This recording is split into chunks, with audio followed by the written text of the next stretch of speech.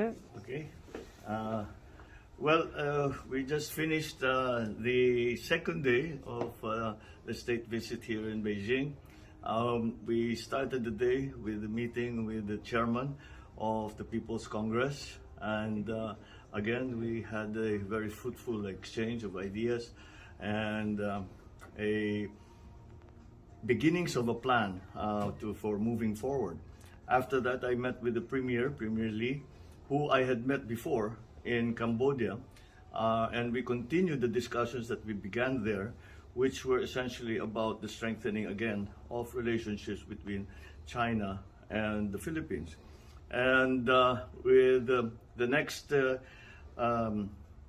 appointment that we had was with the President Xi Jinping, where we had a meeting with him as well. And we covered so many subjects, much more than is usual for these very formal meetings. We talked about the trade imbalance between our country and China, and what we can do to remedy this.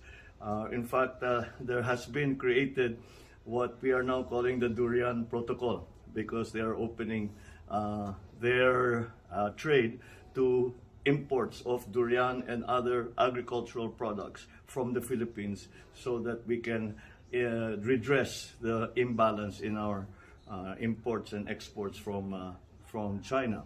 On the political front, we also discussed what we can do to move forward to avoid any possible mistakes, misunderstandings that could trigger a bigger problem than what we already have. And I was very clear in trying to talk about the plight of our fishermen. And the President promised that we would find a compromise and find a solution that will be beneficial, so that our fishermen might be able to fish again in their natural fishing grounds. So that is some of the aspect. And then we talked about the renewable energy, even traditional energy we talked about. Of course, people-to-people relationships, tourism, cultural exchanges, educational exchanges.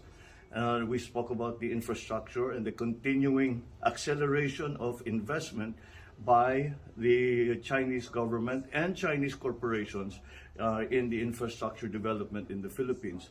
There was even an offer of a so-called soft infrastructure in terms of the digitalization of our bureaucracy, our government, and the connectivity to our people. So it has been a very wide-ranging discussion, and we talked at great length towards the end about climate change, because we are all very much in agreement. All the leaders that I have spoken to thus far are very much in agreement that this is a subject that we cannot leave alone, or it will come back to haunt us in the future if we do not prepare. So again, we said that we should come into partnership, so that whatever experience we in the Philippines have, we can impart to them, the Chinese, and what China has experienced, they can also help us with the transfer of technology and the different strategies for the move to renewable energy. So it really, in the end, it became to very fairly detailed discussions, which made the meeting run very long, and that's why I'm actually very optimistic, because President Xi seemed to be genuinely interested in all of these issues and finding a way to move forward to again strengthen the relationship between China and the Philippines. I'm quite gratified that we have made a good start, but it is but a start. And I have instructed our diplomats, our chief diplomat, the Secretary of Foreign Affairs, Secretary Ricky Manalo, and our ambassador here to pursue the subjects that we had discussed, and to make sure that they do not remain in the wind, but will actually come to fruition, so that the effects will be felt by both our people, by both China and both the Philippines, and both our peoples, to mutual benefit.